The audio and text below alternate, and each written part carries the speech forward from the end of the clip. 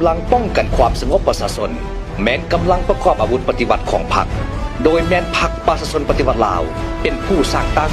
นำพาเด็ดขาดโดยกงและหอบด้านเป็นกำลังที่มาจากประชาชนโดยประชาชนและเพื่อหับไส้ประชาชนย่ามใดก็หับไส้ประชาชนอย่างบ่มีขอบเขตและเงื่อนไขอยู่ใต้การคุ้มครองของรัฐมีพลบทบาทปกปักรักษาเสถียรภาพทางด้านการเมืองความสงบและความเป็นระเบียบเรียบร้อยของสังคมกำลังป้องกันความสงบประชาชนได้กำเนิดขึ้นในเงื่อนไขสภาพแวดล้อมและความจำเป็นภาวะวิสัยของภารกิจปฏิวัติ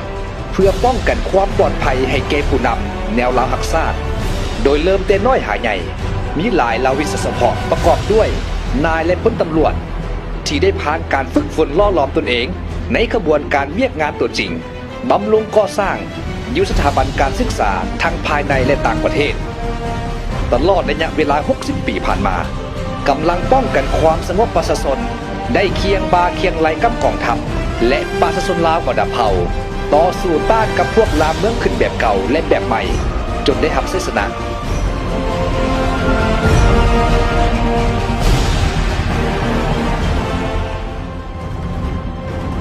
ในระยะใหม่นี้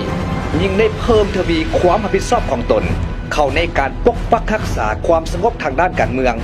และความเป็นระเบียบเรียบร้อยทางด้านสังคมหันลงก่อสร้างรากฐานการเมืองต้านสกัดกั้นและแก้ไขปรากฏการณ์ย่อท่อที่เกิดขึ้นในสังคมเช่นปัญหายาเสพติดการฆ่ามนุษย์โครงการลดพรอุบัติเหตุตามท้องถนนและปัญหาอาชญากรรมอื่นๆไปพร้อมกับการก่อสร้างปรับปรุงพรรคพนักงานและองค์การจะตั้งมหาชนรับประกันการปฏิบัตินโยบายของพรรคอย่างถูกต้องประกอบวัตถุเทคนิคที่ทันสมัยเอาใจใส่วิจัยข้อมูลข่าวสารถูกต้องว่องไวรับประกันให้แก่การนำพาบรรษาปฏิบัติแนวทางการต่างประเทศเพื่อญาติแยงการสนับสนุนและยกสูงบทบาทของกำลังป้องกันความสงบในเวทีภาคพื้นและสากลภายใต้การนำพาของพรรคประชาชนปฏิวัติลาวกำลังป้องกันความสงบประชาชนได้มีมูลเสื้อต่อสู้อันพิละอาหารมีน้ำใจเสียสละเพื่อชาติเพื่อประชาชนมีความจงรักภักดีซื่อสัตย์บริสุทธิ์ต่อพรรคมีความสามัคคีเป็นเอกภาพมีระเบียบวินัยเข้มงวดเวลาใดในสถานการณ์ใดก็เด็ดเดี่ยวและเด็ดขาดปกป้องสิทธิผลประโยชน์รวมของชาติ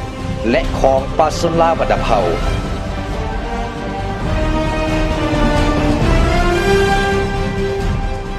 คำนับสมเสย